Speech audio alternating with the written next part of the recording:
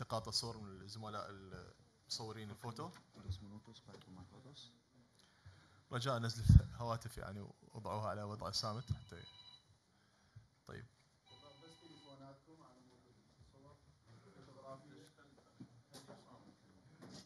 مو مخلي صوت؟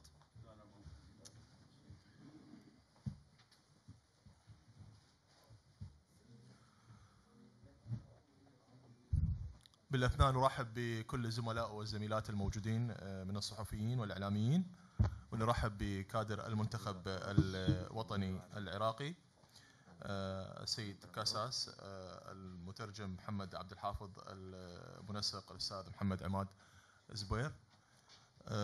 نبارك لمنتخبات العراق وعمان التأهل، العراق أولا بفارق الأهداف وعمان ثانيا على المجموعة الأولى، وحظ أوفر للمنتخبات التي غادرت هذه البطولة خليجي 25 في البصرة. سيبدأ السيد كاساس بإيجاز عن هذه المباراة. Buenas noches. مساء الخير. Bueno, estamos muy felices por el resultado. نحن سعداء جدا بالنتيجة. Y por la felicidad que hemos podido conseguir en el pueblo iraquí. وأيضا سعداء بسبب السعادة التي أعطيناها للشعب العراقي. Pero a pesar de que el resultado ha sido 5-0, el partido no ha sido fácil. وعلى الرغم من انتهاء المباراة بنتيجة 5-0، لكن المباراة لم تكن سهلة على الإطلاق. En el primer tiempo nos ha costado tener el balón con un poco más de velocidad. في الشوط الأول الفريق عانى في بطء في التحضير وفي امتلاك الكرة. Y hemos estado un poco nerviosos con él. وأيضا اللاعبون كانوا عصبيون نوعا ما في الشوط الأول. En el segundo tiempo con los cambios creo que sí hemos estado mejor. أعتقد أن في الشوط الثاني مع التغييرات الفريق أصبح يؤدي بشكل أفضل. Pero aún así hemos tenido esos 2 goles anulados, que creo que el VAR lo ha hecho de manera justa. وأعتقد الهدفين الملغيين كانوا الفار كان عادل فيهم. Y sí es cierto que a partir del 3-0 ya el equipo se ha soltado mucho más. وطبعا بعد الهدف الثالث أصبح المباراة أسهل للفريق واتفتحت. De todos modos tengo que ver el partido muy tranquilo y analizar muchas cosas. طبعا يجب أن أرى أو شاهد المباراة مرة أخرى بهدوء لتحليل العديد من الأشياء. Pero estoy contento con haber pasado a la semifinal. لكن أنا سعيد جدا بالتأهل لقبل النهائي. طيب نبدأ الأسئلة. تفضل أستاذ. لطفا الاسم والجهة التي تعمل بها. أحمد الهاشمي. سريع. شبكة سود الرافدين الرياضية. ممكن أقل سريع. أحمد الهاشمي شبكة سود الرياضية. First of all, I would like to say congratulations to you. In Arabic, please. No problem. No, it's okay. وحتى الزملاء يستفيدون يعني. اوكي. وأنا رايد أتكلم بالإنجليزي. Okay. First of all, I would like to say congratulations to you and to the team. You did a great job today, and we are happy you made our day. Honestly, we hope our national team gonna play like this level to the second round. So, and I want to deliver a message to all TV channel and social media colleague. We need to support our coach and our team to achieve our goals for 2022. So my question is, do you have a favorite team that you want to meet within the second round? بداية السؤال خليه يترجمه.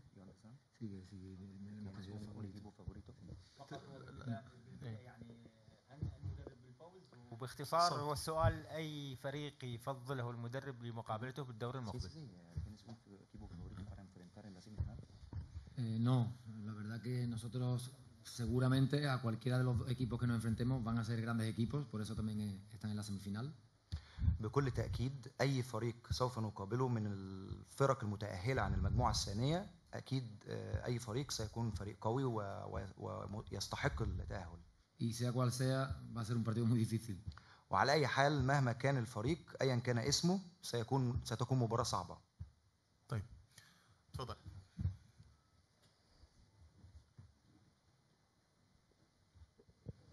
إبراهيم الهشام معلق قنوات تلفزيون الكويت. علقت أنا المباراة اللي طافت أمام السعودية والآن علقت أمام اليمن. شاهدت يعني 3 لاعبين من منتخب العراق أساسيين في المباراة اللي طافت، والمباراة هذه كانوا احتياط، فبالتالي وصل عند دقيقة تقريبا 25 أو 30 من الشوط الأول، وكان عاجز كاسياس عن الوصول لمرمى اليمني. اللي هم امير العماري وامجد عطوان وايضا اللاعب ضرغام صلاح. فشنو السبب التغير هذا ما بين المباراه اللي طافت والمباراه هذه؟ نعم شكرا جزيلا.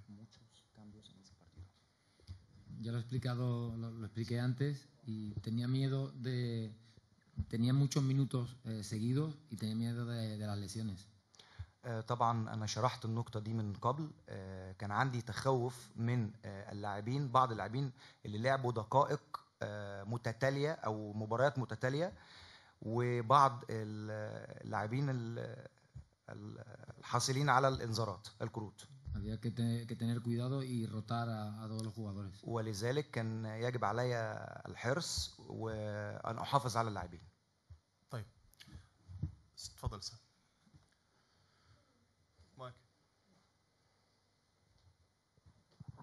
السلام عليكم، امير رعد اذاعه جمهوريه العراق. اولا مبروك الفوز. طبعا اذا اردنا التحدث عن استقرار التشكيله لخاصه مباراه اليوم ومباراه السعوديه، اليوم برايك هل التشكيله استقرارها اثر على نتيجه الفوز اليوم وفي المباراه السابقه؟ وهل انت راضي عن الخط الهجومي خاصه؟ السؤال بس ما فهمتش. استقرار التشكيل. اوكي. هل استقرار التشكيله اليوم اثر على النتيجه الايجابيه خاصه في مباراه اليوم؟ وهل انت راضي عن خط الهجوم؟ وهل انت راضي عن خط الهجوم في مباراه السعوديه وعمان؟ شكرا جزيلا.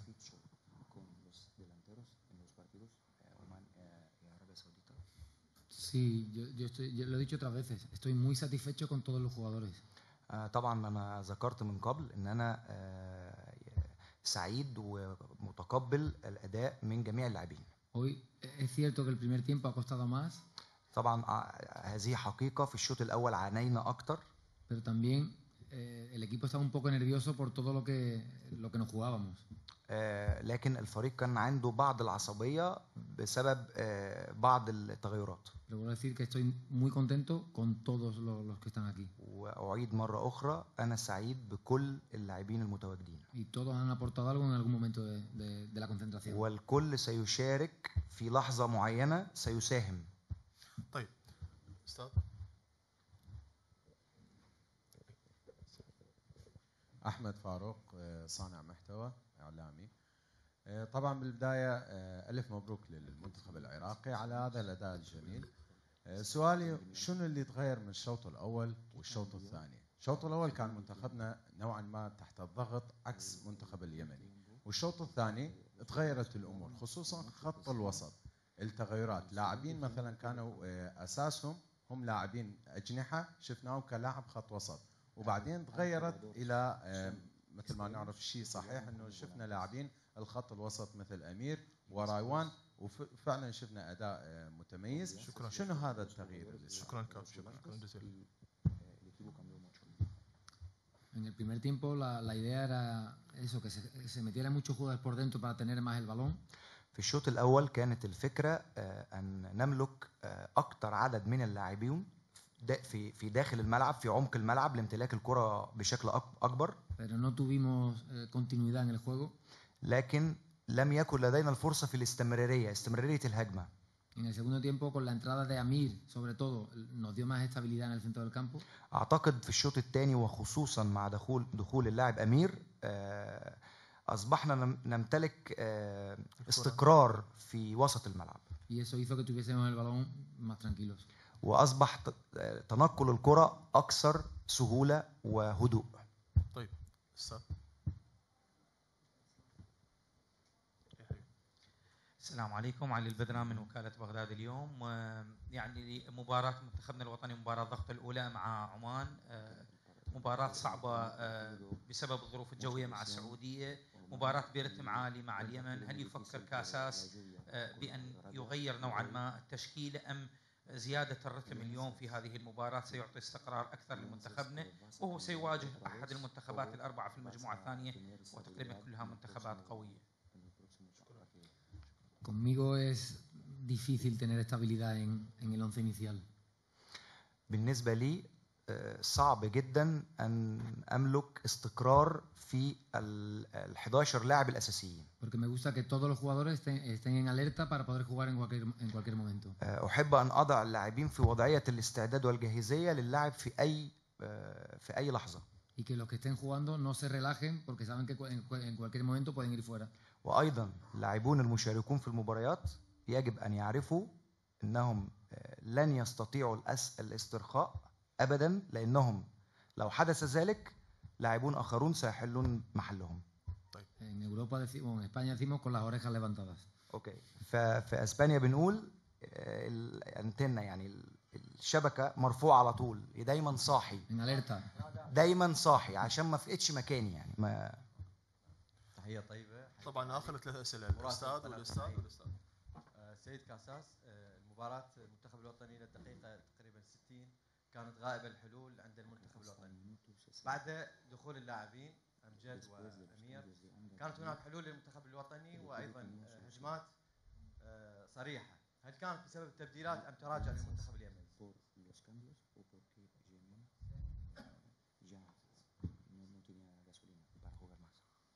لطفا قبل ما يجاوب رجاء زملائنا الاسئله قاعد تكرر، رجاء يعني اذا السؤال مكرر يمكن نستغني عنه، فلطفا يعني تفضل. No, el equipo la verdad que no me terminaba de gustar nosotros, Irak. No, que no me terminaba de gustar cómo estábamos jugando. اوكي. ممكن في البدايه ما كناش سعداء بالاداء بتاعنا، اداء العراق. Estábamos muy nerviosos y perdiendo muchos balones. الفريق كان متعصب جدا او عصبي جدا وفقد العديد من الكرات.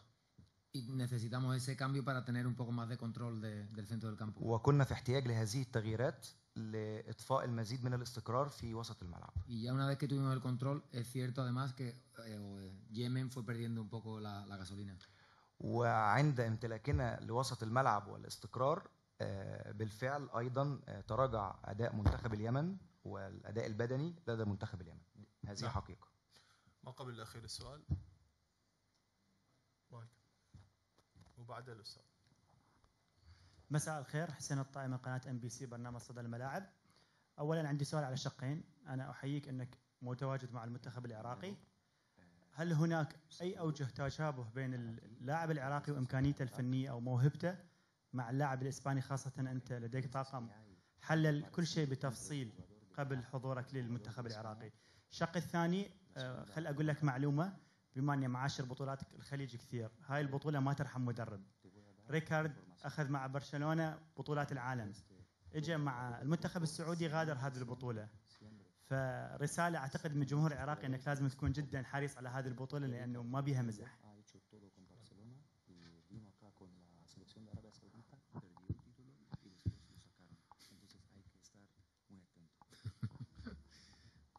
La primera pregunta.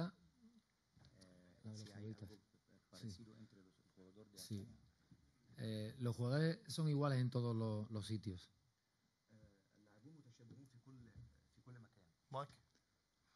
Hay que buscarlos, pero aquí en Irak también hay talento como en España.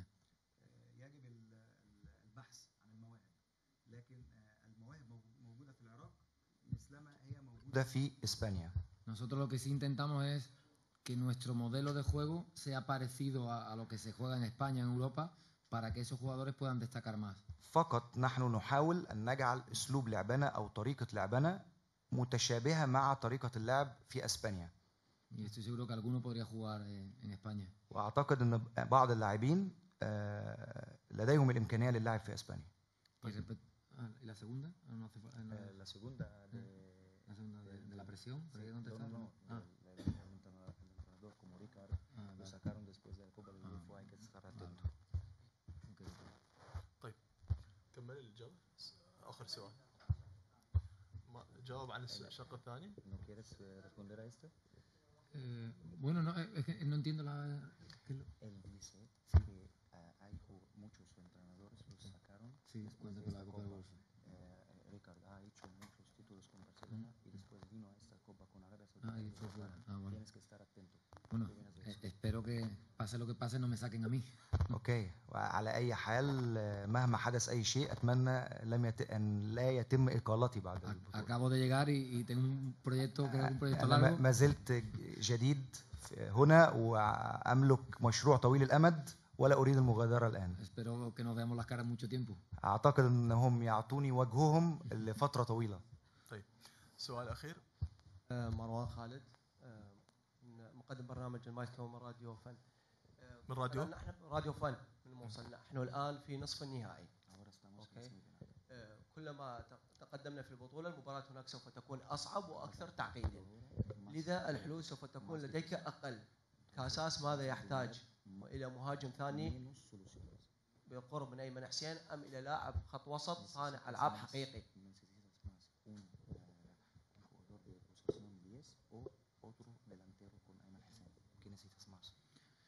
No, yo creo que el equipo que tenemos es muy completo. أعتقد الفريق الذي نمتلكه هو فريق متكامل. Que nos permite jugar de muchas maneras diferentes. لأن الفريق يسمح لنا باللعب بطرق لعب متعددة. Por ejemplo, hoy en el segundo tiempo hemos utilizado a Anjad de 10. في بعض اللحظات اليوم استخدمنا أمجد في لعب مركز صانع الألعاب أو مركز 10. Y ha hecho un gran partido. وبالفعل قدم مباراة عظيمة. Yo creo que lo importante es más que el que juegue de 10, que todos juguemos a lo mismo. اوكي، ولكن الأهم من السؤال من هو سيلعب في مركز 10 أو مركز صانع الألعاب هو أن الجميع يعطي ما عليه. Que la idea esté clara. الفكرة واضحة. Y quizá en el primer tiempo no lo hemos tenido muy claro. في الشوط الأول كانت الفكرة ليست واضحة للجميع. نعم. جزيلا نشكر السيد كاساس مدرب منتخب العراق والسيد محمد عماد زبير منسق والسيد محمد عبد الحافظ المترجم. بليز تايم فور فوتو. لا تكون تاخذون صور شباب.